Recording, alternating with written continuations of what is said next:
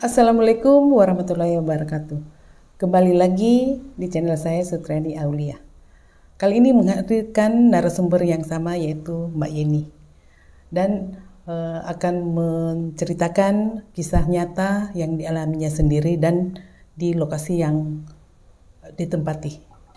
Nah, sekarang kita temui Mbak Yeni. Halo Mbak Yen. Halo Mbak Ani, ketemu lagi. Ya. Mistik mising. Mistik, Mising. cerita-cerita mistik. Ya. Cerita apa hari ini Mbak Yen? Ada cerita aku Ani itu.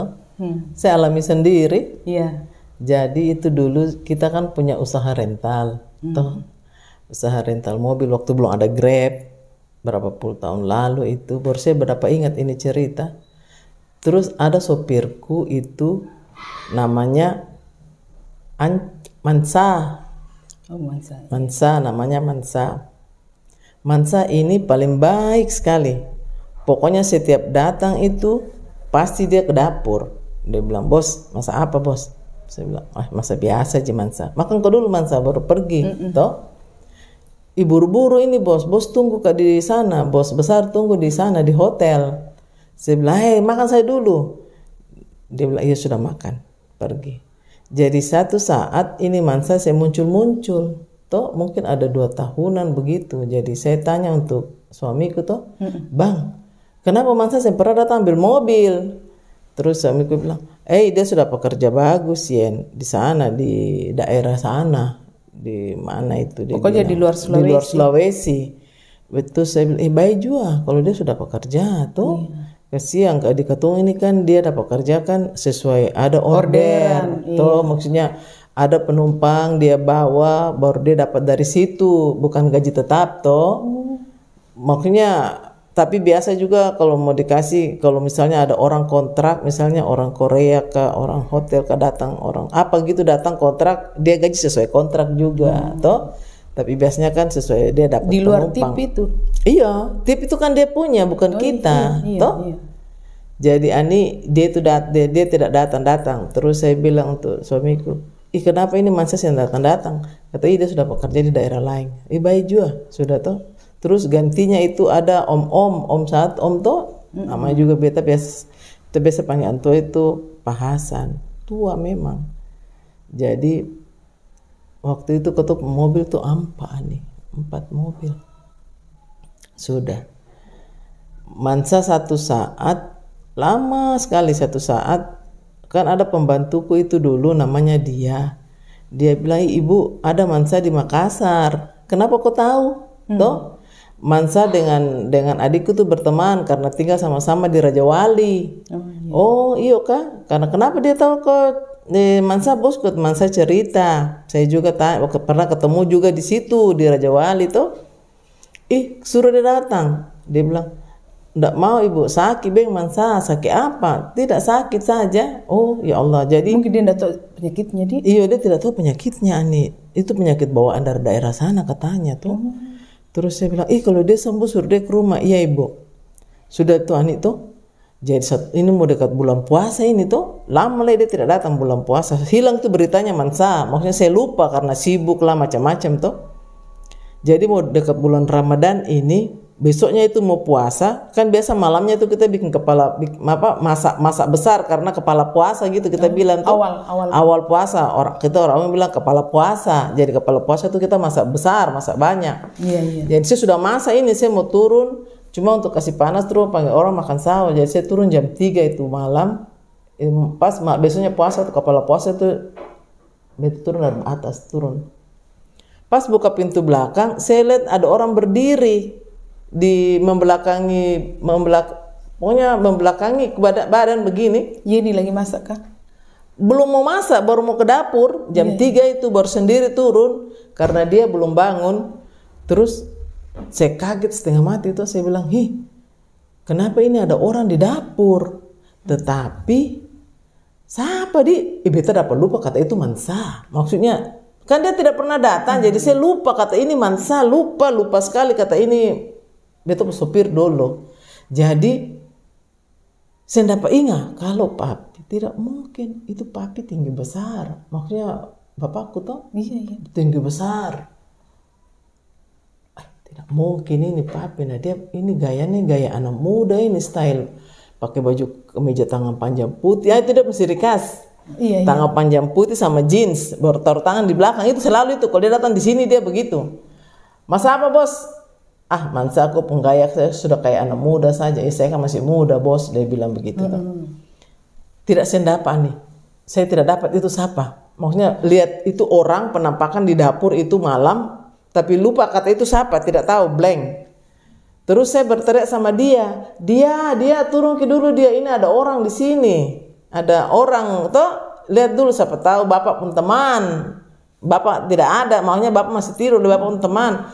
Tapi siapa yang buka pintu? Dalam hati tuh masih ragu. Ibu, tidak ada orang. Kita lihat ada tadi orang ada berdiri situ, di tempat berdiri situ dekat bunga-bunga. Sudah kita ada orang masuk aja ke mana-mana dia batamangka. Ya kasih panas makanan semua, patala di meja situ. Tapi bekas bangun orang di atas. Itu saya kasih bangun mau saya, mau kau. Naik, saya naik kasih bangun makan. Terus saya tidak cerita untuk bapaknya Rafli itu, sayang. Ada makan-makan begini, tetap terbayang ini di pikiran. Siapa ini tapi tidak dapat. Sudahlah lupa. Saya tahu mengkali setan kak. Saya bilang begitu. Setan apa itu? Terus dia bilang, ibu mengkali setan. Iya mengkali setan dia. Sudah toh. Lupa sama ini. Akan pun besoknya lusanya itu pas habis sholat Isya mau pi sholat sembahyang tarawih toh. Dia itu lari ke atas. Ibu, kenapa dia? Kok lari-lari? Ada apa? Ibu, Mansa meninggal. Astaga, saya langsung bilang begini nih. Itu tadi kemarin malam itu Mansa yang datang. Dia minta pamit mungkin parbeta, minta pamit toh. Kata ibu ini saya. Pas yang dia datang itu, dia di situ dia meninggal. Terus saya bilang dia meninggal kapan? Itu bu pas kepala puasa. Oh betul sudah itu. Dia puruh jalan toh, merinding tadi. Dia puruh jalan untuk orang-orang yang dulu mungkin baik sama dia ya, baik sama dia. Yeni lupa. Saya lupa. Sama itu. Memang saya lupa. Nah itu saya sudah lihat dia, baru saya tidak tahu kata itu siapa. Yang datang pada dia malam-malam. Kasih lupa. Tidak tahu siapa. Terus itu pas dia bilang kata ibu Mansa meninggal, langsung saya ingat dia. Itu sudah Mansa itu karena stylenya persis Mansa, tingginya, rambutnya, bajunya dia pakai tangan panjang putih, celana jeans, persis Mansa.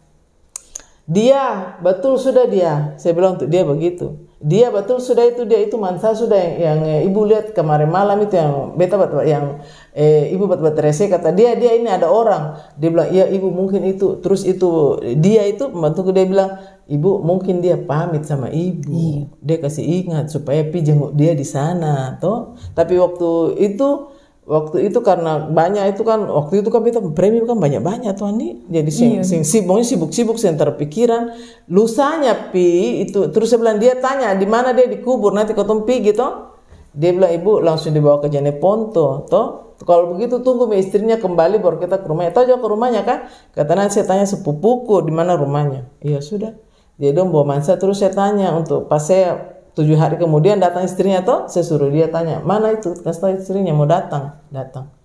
Kenapa Mansa meninggal? Toh, nah dia masih sehat, masih anak muda. Dia bilang, lale dudum ibu. Kenapa lale? Kan itu katanya orang di sana sakit apa? Nggak usah bilang sakit nikah. Bisa. Sakit apa? Dia dibikin orang katanya itu. Istrinya bilang dia dibikin orang. Lale duduk, diguna-guna. Oh ya ampun, jadi begitu Mi. Itu perempuan mau sekali sama Mansa, tapi Mansa tidak mau karena ingat saya dengan anak-anaknya. Oh jadi meninggal dibikin orang. Sudah itu Ani, kau tahu, dikira itu dia tidak datang, dia datang lagi.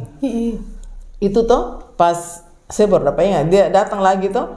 Jadi itu dia yang dapat dia bilang ibu kita kalau ke Mansa panggil kak toh. Saya bilang iya, jadi kita ke Mansa sama sore-sore Pak Hasan antar sampai di Mansa pulang.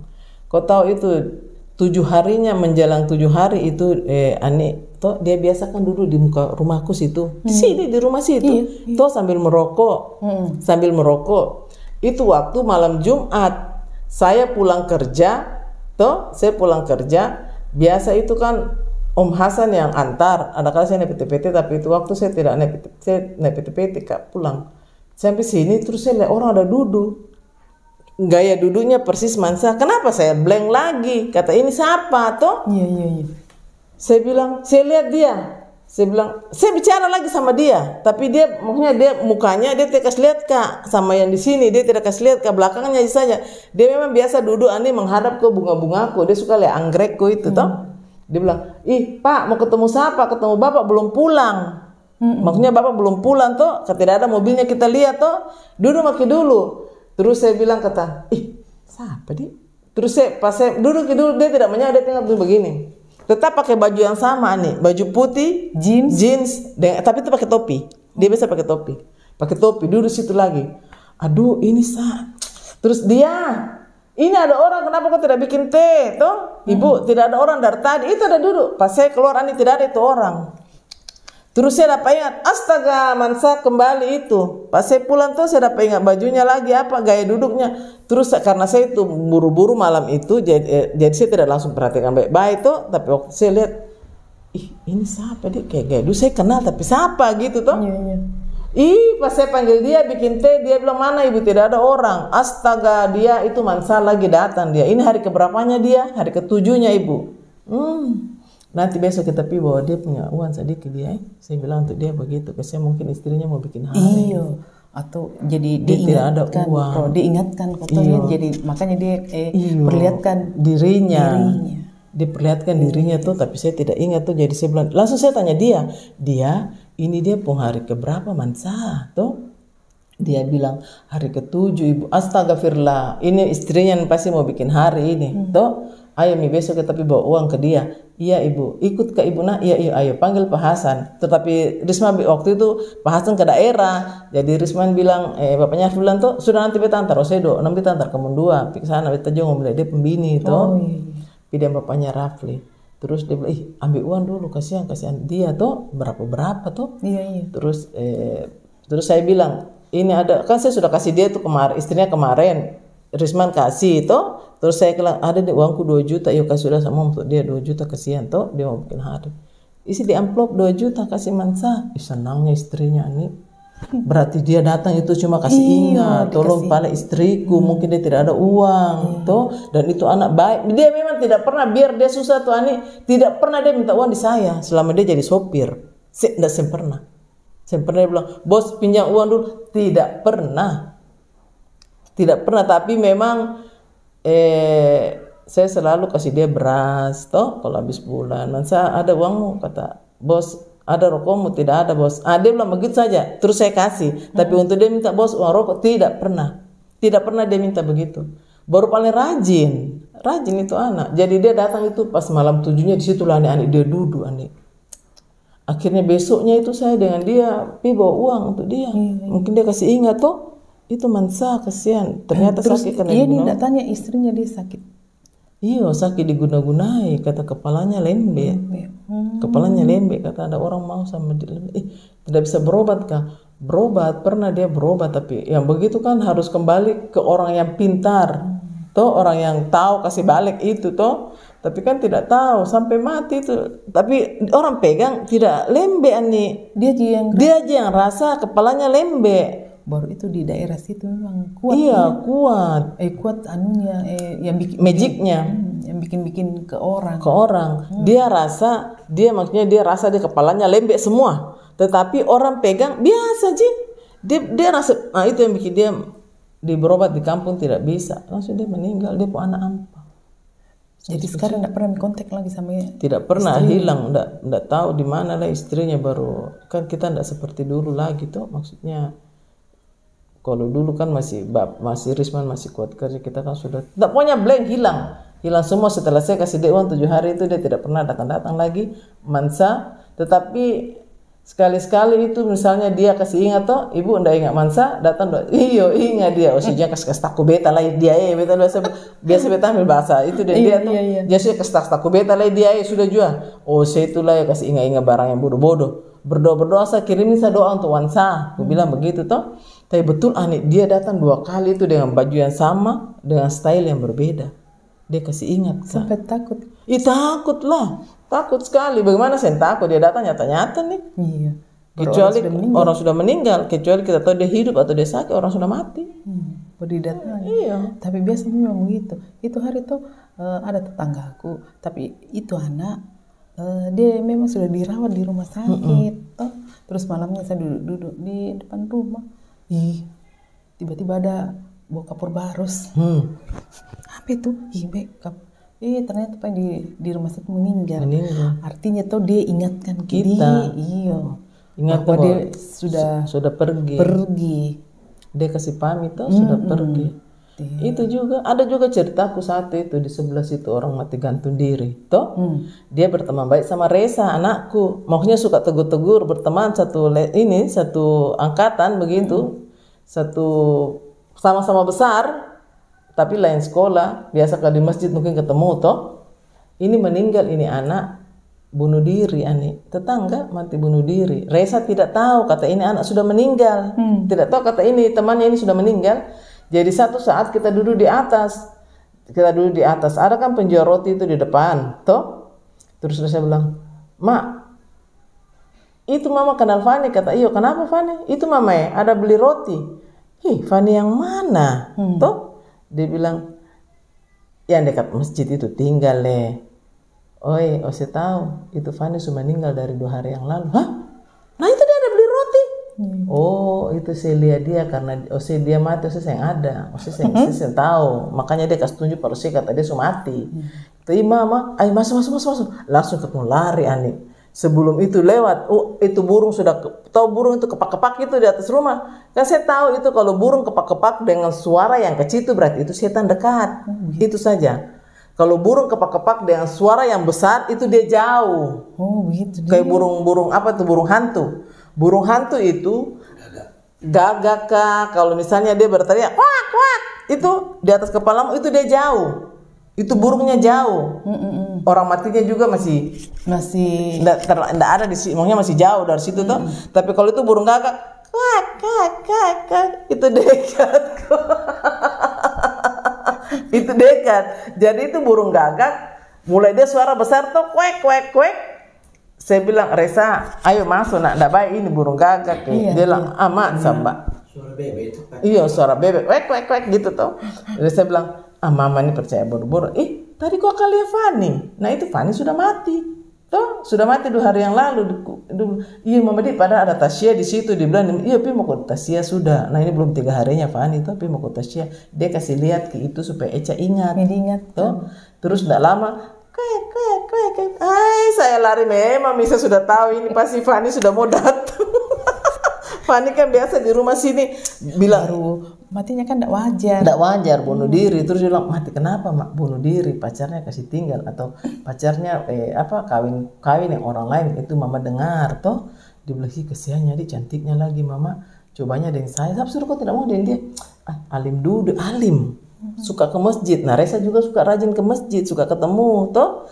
Biasa kan mereka kan suka satu SMP dulu dia sama Resa di situ tinggal. Jadi Resa kenal dia. Kaget setengah mati Resa dia bunuh diri gara-gara laki-laki. Mati gentayangan toh.